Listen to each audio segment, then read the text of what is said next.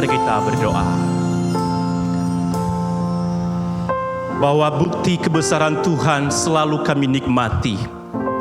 Bahwa buktinya melalui karya Yesus yang besar di atas kayu salib, menebus hidup kami dari lubang dosa.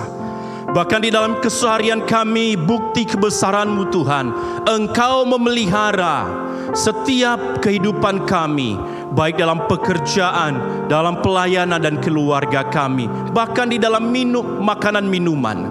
Itu semua adalah bukti kebesaran kuasa Tuhan. Terima kasih ya Tuhan bahwa kami ini Engkau perhatikan dengan baik, bahwa Engkau mengasihi kami di dalam anugerah kasih sayang Yesus Kristus. Tuhan Yesus, pada saat ini kami hendak merenungkan bagian firman-Mu. Topang kami ya Tuhan di dalam merenungkan sebuah tema kuasa bagi utusan Kristus. Kami bersyukur Tuhan bahwa kami boleh percaya kepada Engkau dengan pertolongan Roh Kudus. Dan kami menjadi utusan-utusan-Mu, menjadi murid-murid-Mu. Tuhan, di dalam perenungan ini kami lemah dan terbatas. Tetapi kiranya Roh Kudus-Mu memampukan kami untuk boleh mengerti dan juga menghidupi bagian firman yang Engkau sampaikan bagi kami pada saat ini.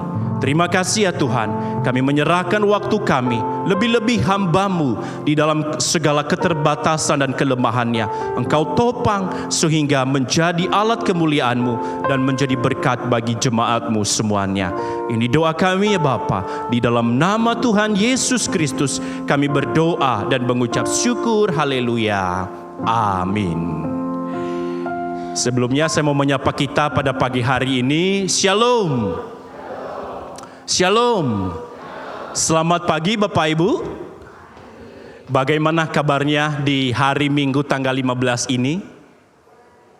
Luar biasa ya, luar biasanya mungkin baiknya bukan luar biasa di luar, tapi luar biasa baiknya. Puji Tuhan bahwa kita boleh sampai di tanggal 15 di pertengahan Maret. Itu semua karena pemeliharaannya di tengah-tengah kondisi dunia yang tidak menentu, ada peperangan yang terjadi di belahan dunia lainnya, tapi kita bersyukur sampai detik ini dalam usaha pekerjaan dan pelayanan kita Tuhan masih menopang. Bapak Ibu dan Saudara yang dikasihi oleh Tuhan, kita akan merenungkan satu bagian firman Tuhan dengan tema kuasa bagi utusan Kristus ya. Kuasa bagi utusan Kristus. Mari saudara kita membuka Alkitab kita di dalam Matius pasal yang ke-28 ayat 16 sampai yang ke-20. Matius, Injil Matius pasal yang ke-28 ayat 16 sampai yang ke-20. Kita boleh membuka Alkitab fisik kita ataupun Alkitab Android elektronik kita. Kita membacanya Bapak Ibu Saudara. Bapak Ibu Saudara membaca ayat yang ganjil, saya membaca ayat yang genap. Saya membaca ayat yang ke-16, Bapak Ibu membaca ayat yang ke-17, kita bergantian sampai dengan ayat yang ke-20. Di bawah judul perikop, perintah untuk memberitakan Injil. Dan ke-11 murid itu berangkat ke Galilea, ke bukit yang telah ditunjukkan Yesus kepada mereka.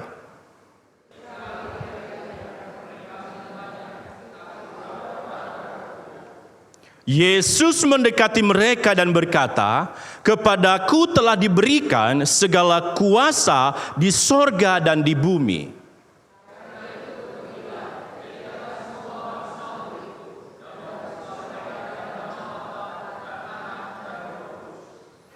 Dan ajarlah mereka melakukan segala sesuatu yang telah kuperintahkan kepadamu.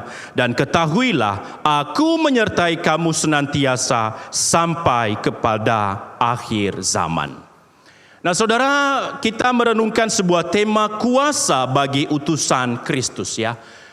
Kuasa bagi utusan Kristus. Saudara berbicara tentang kuasa sebagai utusan, pasti kita mungkin pernah melihat ya, entah utusan dari orang yang tertinggi ataupun utusan dari seorang direktur kepada orang lain. Ada utusan-utusan.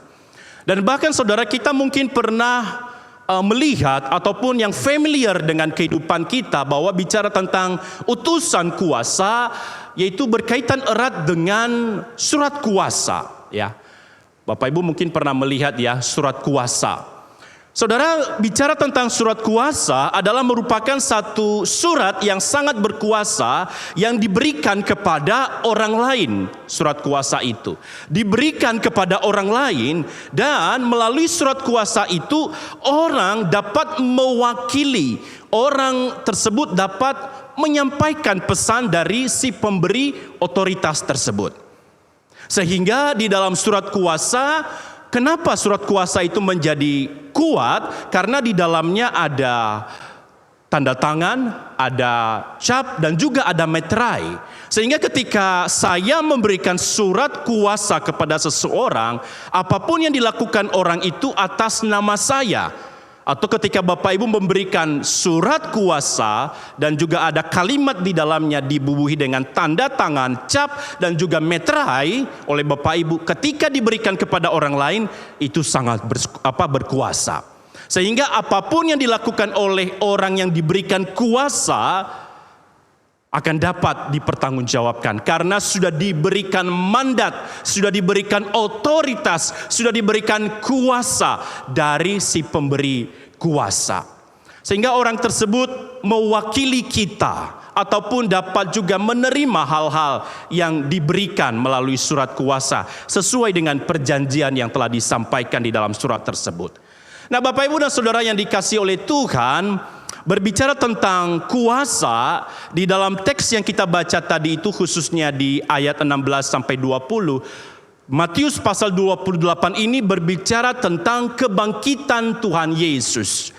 Dari ayat pertama sampai ayat yang terakhir, menceritakan Yesus yang telah bangkit dari antara orang mati. Kebangkitan Tuhan Yesus bukan sebagai akhir daripada cerita penderitaannya, bahwa dia telah mati menebus segala sesuatu. Bukan akhir daripada penderitaannya, tetapi puncak daripada kehidupannya, ia bangkit. Sebab kalau Yesus tidak bangkit, maka sia-sialah iman kita kepada Yesus. Yesus bangkit dan menjadi puncak kemenangan, bahwa dia telah mengalahkan maut, dia telah mengalahkan dosa, dia telah mengalahkan kegelapan itu, sehingga Yesus bangkit. Dan ketika Yesus bangkit, di dalam ayat yang ke-16 itu Bapak Ibu, dan ke-11 murid itu berangkat ke Galilea, ke bukit yang telah ditunjukkan Yesus kepada mereka. Saudara, ketika Yesus bangkit, Yesus menunjukkan satu bukit, yaitu ke Galilea, dan murid-murid ke sana. Murid-murid ke sana. Nah, Saudara, bicara tentang Galilea, kita juga harus mengerti. Saudara, kita bisa membaca di awal-awal Injil Matius, Galilea itu adalah bagaimana Yesus pertama kali memilih dan menunjuk para murid-muridnya. Dari Galilea, Yesus juga mulai mengajar orang banyak, melakukan penyembuhan, melakukan juga mujizat dari Galilea, dari Kapernaum itu sendiri. Dan diakhiri di pasal terakhir Matius ini, di pasal 28, di Galilea juga Yesus mengutus para murid-muridnya. Untuk apa? Untuk memberitakan Injil. Untuk apa? Untuk melakukan tugas mandat daripada Allah. Sehingga kita bisa mengerti, saudara, bahwa sinkronisasi dari awal Yesus memulai pengajaran dan juga memilih para murid sampai pada akhirnya mengutus, itu ada hubungan relasi dari awal Injil Matius sampai pada akhirnya. Ada satu relasi yang dibangun, ada satu pemuritan yang dibangun yang utuh, yang matang. Sehingga ketika Yesus mengutus para muridnya, dia telah membekali mereka di dalam perjalanan pengajaran Yesus. Sehingga pemuridan atau pelayanan saudara tidak muncul secara tiba-tiba, tetapi hal itu muncul oleh karena relasi yang telah dibangun sejak lama. Dari awal Yesus menunjuk para murid di Galilea dalam perjalanan pelayanan sampai di pasal 28 ini, Yesus mengutus mereka, pergilah jadikanlah semua bangsa muridku. Jadi kita bisa melihat Bapak Ibu ada proses yang dibangun di sana. Ada proses yang dibentuk oleh Yesus kepada murid-muridnya. Nah Bapak Ibu dan Saudara yang dikasihi oleh Tuhan, kalau kita memperhatikan di dalam ayat yang ke-17 dalam ayat Alkitab kita, di sana dikatakan, ketika melihat dia, mereka menyembahnya, tetapi beberapa orang ragu-ragu. Alkitab dengan serius dan gamblang serta jujur menyatakan bagi kita, beberapa para murid itu ada yang menyembahnya, beberapa juga ada yang ragu, beberapa ada yang tunduk dan percaya kepada Yesus, beberapa orang yang ragu. Nah saudara, siapa yang ragu itu? Bukan berarti mereka tidak percaya saudara. Beberapa penafsir itu mengatakan bahwa para murid sebetulnya sedang di dalam iman yang tergoncang. Karena kenapa? Sebelumnya para murid mungkin belum pernah melihat fenomena tentang kebangkitan orang mati. Kebangkitan sama seperti Yesus yang ia alami. Sehingga ketika mereka melihat Yesus yang telah bangkit, dalam hati mereka sebagai manusiawi, bagaimana mungkin hal itu terjadi? Mereka masih bingung, ini benaran Yesus atau bagaimana? Kok dia bisa bangkit? Apakah ini hantunya atau bagaimana? Sehingga di dalam bagian itu ragu-ragu bukan berarti tidak percaya, tetapi merasa bimbang, sedang tergoncang. Yakin gak ini Yesus? Sehingga Alkitab itu dengan serius dan juga gamblangnya, jujurnya menyatakan memang ada orang yang percaya, ada juga orang yang ragu-ragu. Tetapi menarik saudara, di dalam keraguan para murid-murid itu, di dalam ayat yang ke-17 itu ya, Yesus berkata ya, di dalam ayat ke-18, Yesus mendekati mereka dan berkata, di tengah kebimbangan para murid, di tengah ketakutan para murid, di tengah keraguan para murid, dan juga di tengah ada para murid yang percaya, Yesus mendekati. Jadi bukan para murid yang mendekati, Yesus yang mendekati. Yesus yang berinisiatif untuk dekat kepada mereka.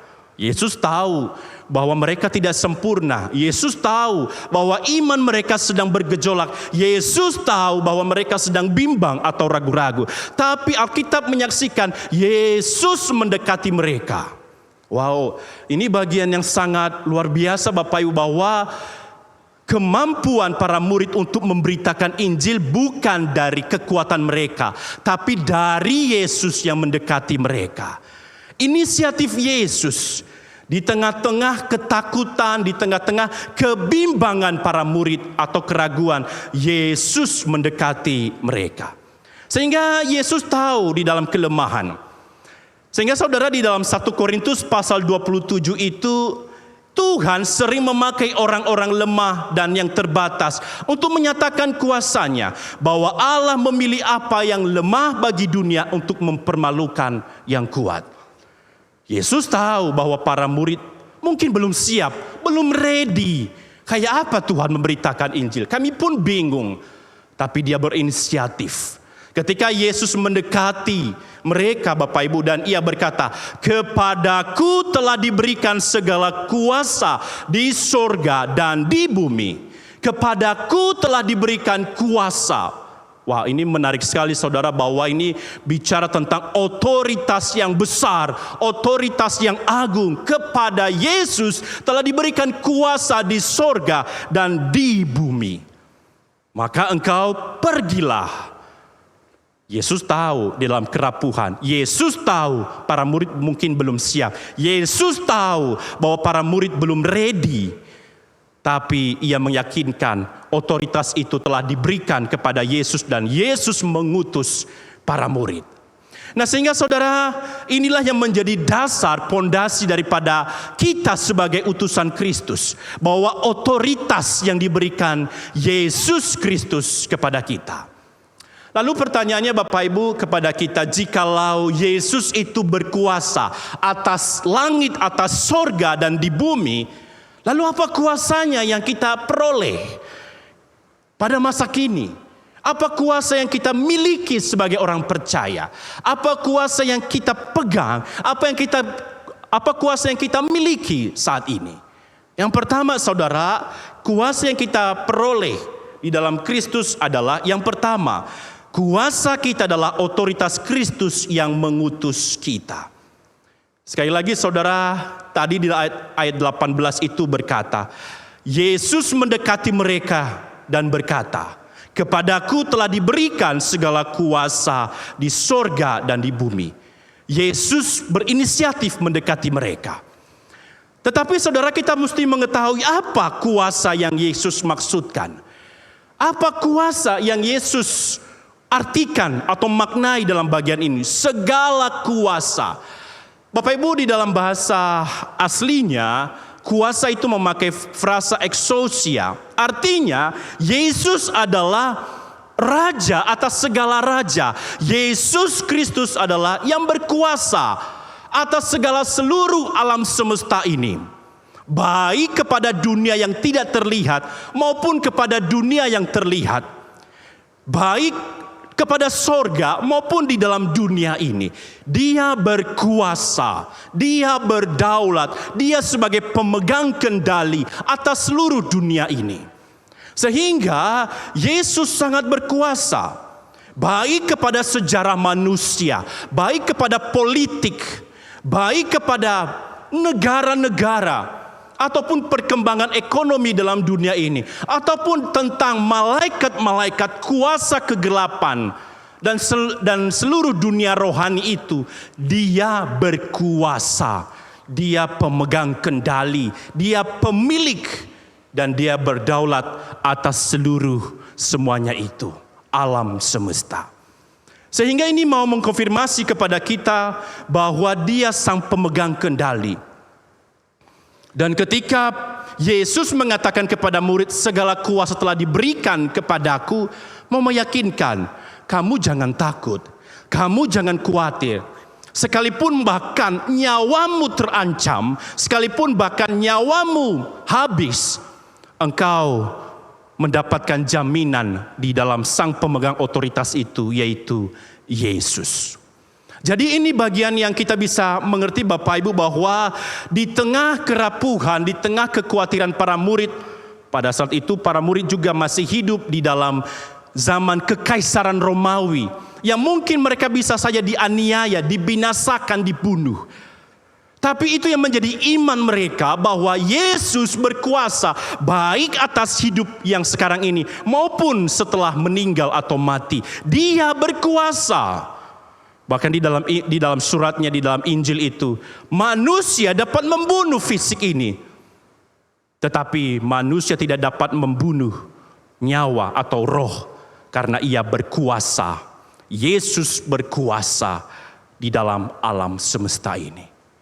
Sehingga saudara, tepat yang dikatakan di dalam Daniel pasal 7 ayat 14 itu berkata, lalu diberikan kepadanya kekuasaan dan kemuliaan dan kekuasaan sebagai raja. Maka orang-orang dari segala bangsa, suku bangsa dan bahasa mengabdi kepadanya.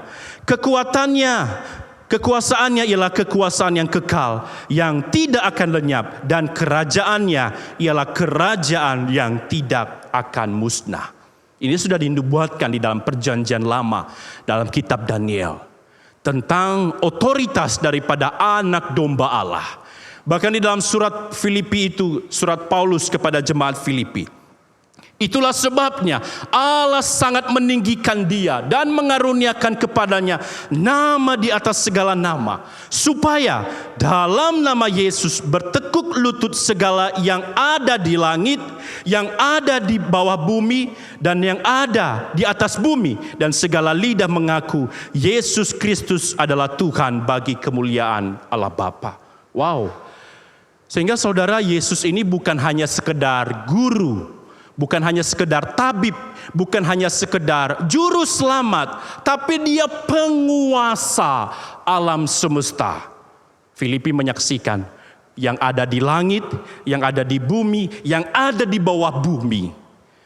Baik kuasa-kuasa roh-roh dunia, baik kuasa-kuasa yang tidak kelihatan ataupun yang kelihatan, pemerintah, gereja, keluarga-keluarga. Dia berotoritas dan dia pemegang kendali.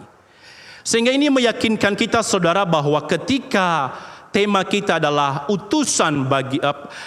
kuasa bagi utusan Kristus, bahwa kita memperoleh kuasa itu bukan dengan kekuatan kita, tetapi kita mengerti Ia yang memberikan kepada kita kuasa, kekuatan, sehingga kita tidak perlu khawatir dalam menjalani hidup ini karena Dia sang pemegang kendali.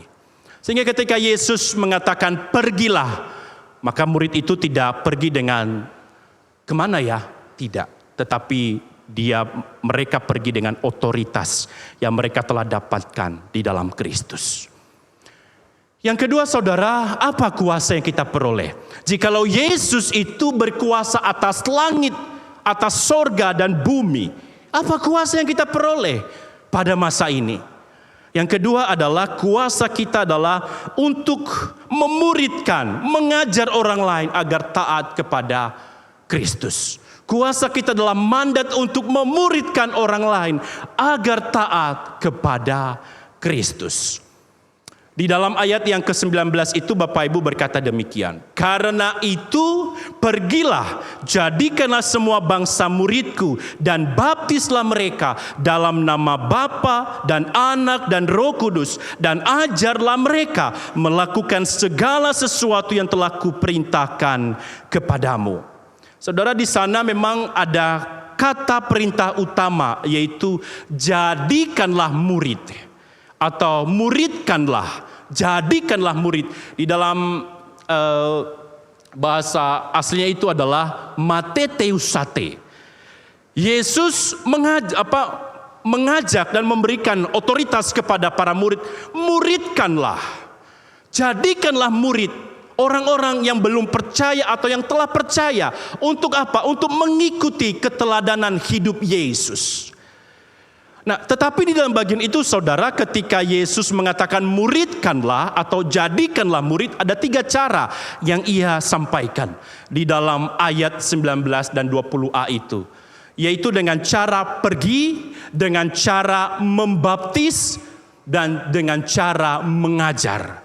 Yesus juga menyuruh para murid pergi dengan sengaja, pergi jangka orang, pergi beritakan Injil. Pergi sampaikan berita tentang kerajaan Allah.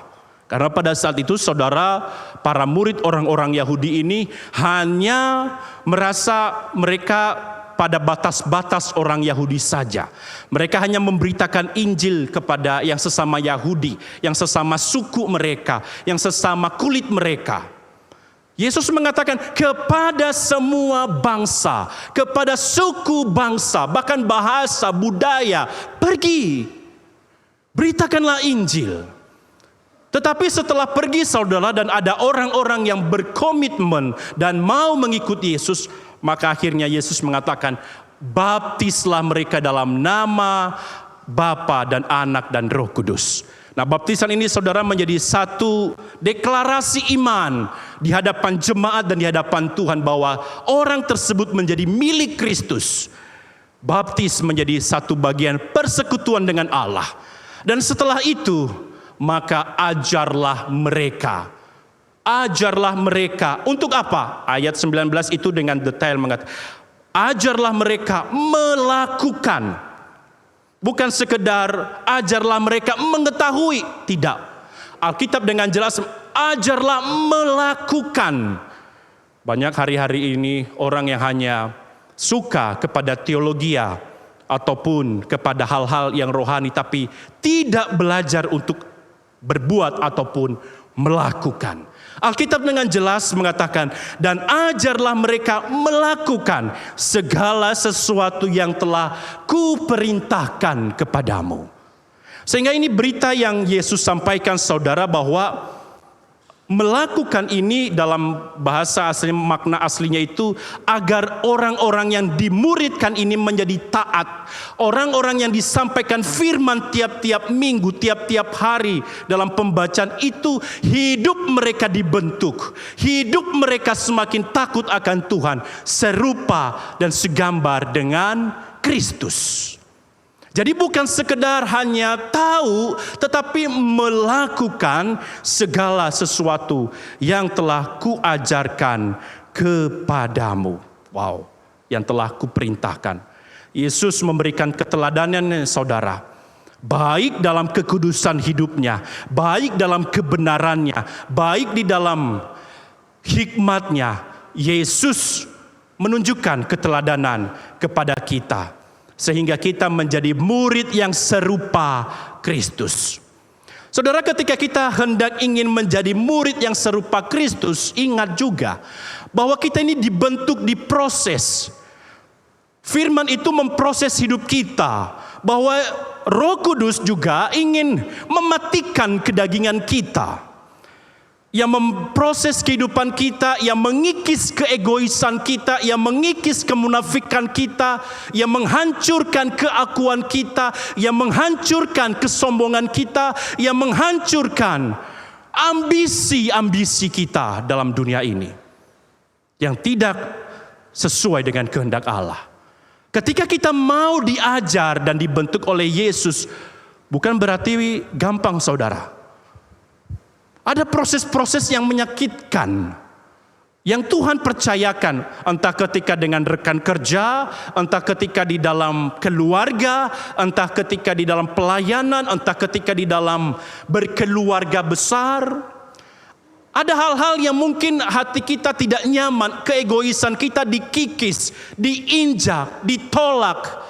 Tetapi itulah proses. Yesus juga hidup di dalam penolakan, hidup juga di dalam proses yang menyakitkan. Bagaimana orang-orang Yahudi itu mencoba untuk membunuh, memfitnah, dan menjatuhkan dia. Sehingga Yesus menjadi teladan iman dan Tuhan bagi kita. Sehingga agak gampang juga ketika kita diproses di dalam ajarannya Kristus ini, Injil. Karena ia mematikan kedagingan-kedagingan kita, kesombongan kita, bahkan juga saya, saudara, keakuan kita, ambisi kita, dan seluruhnya ia mengikis dan gak gampang. Saudara, ada satu caption yang saya baca di IG itu berkata begini, Tuhan bentuklah aku. Tetapi di bawah itu ada kalimat, seringkali kita ingin Tuhan bentuk, tapi kita belum siap kalau Tuhan mengkritik kita melalui hal-hal yang ada di sekitar kita ataupun yang juga membentuk hidup kita. Saudara, saya langsung teringat bahwa cara membentuk Tuhan, Tuhan tidak langsung turun dari sorga ke dalam dunia ini. Tidak. Tapi dalam proses itu kita berhadapan dengan sesama, baik saya maupun saudara. Tidak gampang. Tetapi disitulah kita diminta, ajarlah, lakukanlah semua yang telah kuperintahkan kepadamu. Supaya kita menjadi berkat dan juga iman pertumbuhan kita makin juga kuat dan menjadi pemberita Injil bagi orang lain. Sehingga saudara, itulah kerinduan Tuhan, bahwa kita memang dimuridkan, diberikan pengajaran yang sesuai dengan Alkitabiah, tapi tidak hanya sekedar berhenti di dalam kognitif, melakukan dengan taat, melakukan dengan setia, sekalipun memang kita tahu, kita rapuh juga, kita juga bisa jatuh. Tetapi kita juga membutuhkan pertolongan pimpinan kuasa Roh Kudus agar hidup kita sesuai dan dikuatkan oleh Roh Kudus. Gak gampang, saudara. Tetapi Tuhan itu membentuk karakter kita sedemikian rupa agar ia dapat memfilter, menyaring, sehingga ia memurnikan hatiku dan hati Bapak Ibu semuanya. Yang ketiga, saudara, jikalau Yesus berkuasa atas sorga dan di bumi, lalu apa kuasa yang kita peroleh di dalam bagian ini? Yang ketiga adalah kuasa kita adalah penyertaan Kristus yang setia sampai pada akhir zaman. Kuasa kita adalah penyertaan Kristus yang setia sampai pada akhir zaman. Saudara, di dalam ayat yang ke-20b itu berkata begini, dan ketahuilah aku menyertai kamu senantiasa sampai pada akhir zaman. Saudara, ini satu jaminan yang betapa dahsyatnya. Bahkan kalau kita memperhatikan saudara di situ, dan ketahuilah itu dalam bahasa Inggrisnya itu behold atau listen carefully. Dengarkan secara seksama, perhatikan baik-baik. Yesus mau mendengarkan kepada para muridnya, dengarkan baik-baik bahwa aku menyertai engkau sampai kepada akhir zaman. Saudara, kata aku di situ ya memakai frasa ego emi. Itu kalau kita membaca dalam perjanjian lama, bagaimana Tuhan menyatakan dirinya kepada Musa ketika Musa mengatakan, siapa engkau Tuhan kalau aku jelaskan kepada bangsa Israel? Ego emi. Dan hal yang sama, Yesus juga mengatakan ego emi. Aku adalah yang menyertai engkau, yang senantiasa di sini maknanya adalah all the day, sepanjang waktu, sepanjang musim kehidupan kita. Ia menyertai saudara dan saya dalam kehidupan ini, baik dalam pergumulan, baik dalam ratapan tangis, baik di dalam tatanan sosial. Ia menyertai saudara dan saya. Sehingga saudara, ini janjinya, ini bukan hanya orang bilang omong-omong, tidak. Tapi dia menyampaikan kepada para murid, aku menyertai engkau sampai kepada akhir zaman. Sehingga saudara, kalau kita melihat ya bingkai daripada Injil, teologis Injil dari Matius ini. Matius pasal yang pertama ayat 23 itu di sana dikatakan Immanuel, Allah hadir, Allah beserta kita. Dan ditutup kembali saudara di dalam Matius pasal 28 ini, aku menyertai kamu. Wah saudara, kita bisa melihat bingkai ini betapa menariknya. Bahwa dalam perjalanan iman para murid di Injil Matius itu, dia membuka Immanuel, Tuhan beserta kita. Dan dia tutup, aku menyertai engkau sampai kepada akhir zaman. Menarik sekali. Sehingga kita menjadi yakin, bukan hanya sekedar teori, bukan hanya sekedar kata-kata ataupun omong-omong semata, tetapi bukti daripada Alkitab. Bahwa ia menyertai dari awal sampai akhirnya. Ini memberikan kekuatan kepada kita saudara. Sehingga dalam menjalani panggilan ini, kita dikuatkan dan juga dipimpin oleh penyertaan Tuhan. Lalu respons kita Bapak Ibu bagaimana? Bagaimana respons kita dalam menanggapi kuasa Kristus bagi kita? Apa yang kita bisa lakukan dalam hidup ini? Yang pertama Bapak Ibu, mari kita hidupi Kristus dalam kehidupan kita.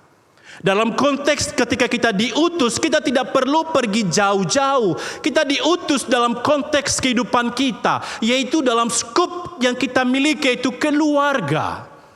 Di dalam keluarga kita sebagai orang tua dapat mengajar anak-anak kita, mendidik anak-anak kita dalam kebenaran firman. Supaya anak-anak kita ini benar-benar memiliki hati yang takut akan Tuhan. Hati yang dibentuk di dalam Tuhan. Karena anak-anak Bapak Ibu adalah hampir banyak waktu mereka bersama dengan kita. Kalau di sekolah berapa jam, kalau di gereja juga berapa jam. Sehingga kita sebagai orang tua, bagaimana kita mengajar anak-anak. Sama seperti murid, memuridkan orang-orang lain. Kita juga memuridkan, mengajar anak-anak kita, anggota keluarga kita dalam kebenaran firman. Bahkan kita juga memberikan keteladanan hidup kita sebagai orang tua. Dalam perkataan kita, dalam sikap kita, dalam keseriusan kita mengikut Tuhan, dalam kesungguhan kita. Bagaimana anak-anak bisa taat? Pergi ke gereja, tapi kita mungkin jarang-jarang ke gereja. Bagaimana anak-anak pergi ke persekutuan, tapi orang tua jarang datang ke persekutuan.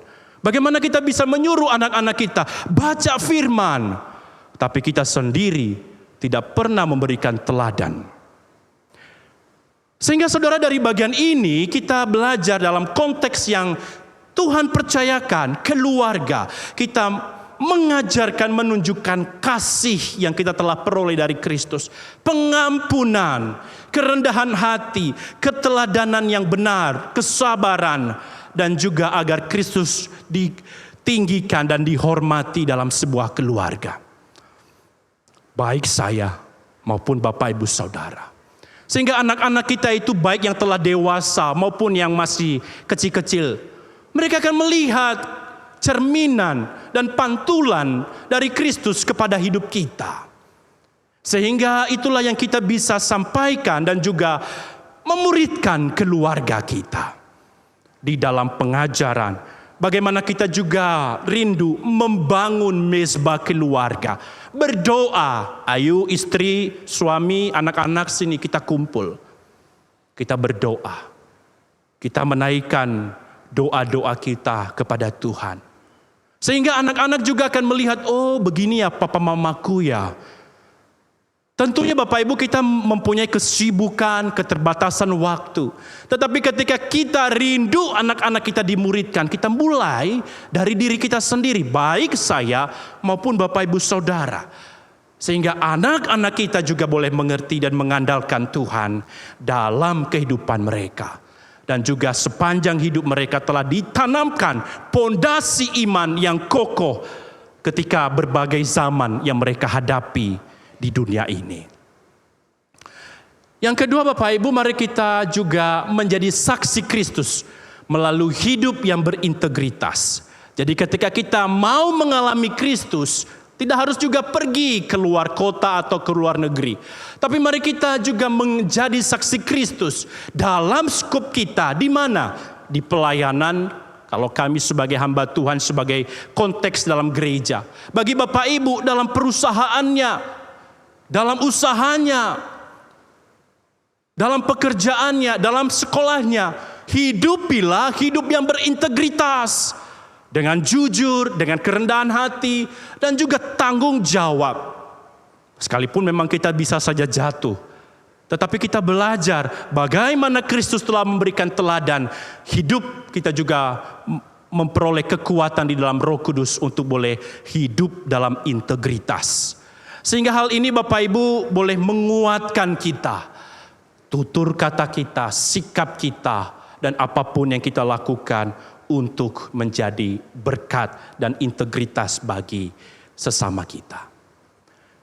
Yang ketiga Bapak Ibu, apa yang kita bisa lakukan dalam konteks kehidupan kita mengalami kuasa Kristus sebagai utusan Kristus ini. Yang ketiga adalah mari kita hidup dalam keberanian dengan Kristus karena Ia menyertai kita. Saudara, Yesus tadi mengatakan di dalam ayat yang ke-20, dan ketahuilah aku menyertai kamu senantiasa sampai kepada akhir zaman. Mari kita hidup di dalam iman kepada Kristus. Sekalipun ketika menghadapi pergumulan ekonomi yang sulit, sekalipun menghadapi usaha toko yang kian hari omsetnya itu menurun. Ataupun ketika kita menghadapi pekerjaan terasa membosankan dan juga tertekan. Oleh karena mungkin tuntutan pekerjaan, oleh karena mungkin pekerjaan yang sangat berat dan banyak yang kita harus kerjakan. Ataupun ketika rumah tangga sedang menghadapi konflik. Ataupun di dalam rumah tangga sedang di dalam terlilit hutang. Dan mungkin ada sakit penyakit yang belum sembuh. Mari kita hidup di dalam keberanian iman. Yesus mengatakan, dan ketahuilah aku menyertai engkau sampai kepada akhir zaman. Itu janji iman, itu benar-benar Yesus katakan. Dan itu menjadi kekuatan yang saudara dan saya bisa pegang. Dengan hati yang bersandar, dengan hati yang takluk, dengan hati yang tunduk kepada kuasa Kristus. Sehingga saudara, di tengah-tengah kondisi global saat ini, peperangan ekonomi yang kian tidak menentu dan apapun itu, mari kita membangun iman kita. Berelasi dengan Tuhan dan juga mengingat janji-janjinya ya dan amin bahwa aku menyertai engkau sampai kepada akhir zaman. Ia menyertai seluruh kehidupan kita. Sehingga saudara, apa artinya kuasa Kristus bagi utusan bagi kita ini? Kuasanya adalah Ia memberikan kepada kita otoritas. Kuasanya adalah Ia memberikan kepada kita mandat untuk memuridkan, mengajar anak-anak kita. Kuasanya adalah bagaimana kita meyakini dan memegang janji dengan teguh iman kepada Yesus di tengah kondisi yang tidak baik-baik saat ini.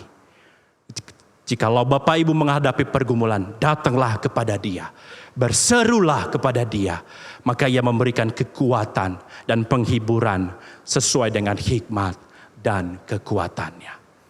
Kiranya Bapak Ibu boleh menguatkan setiap kita di tengah-tengah hidup yang tidak gampang dan sulit ini, bahwa Kristus, kuasa Kristus bagi kita menjadi nyata hanya di dalam Dia.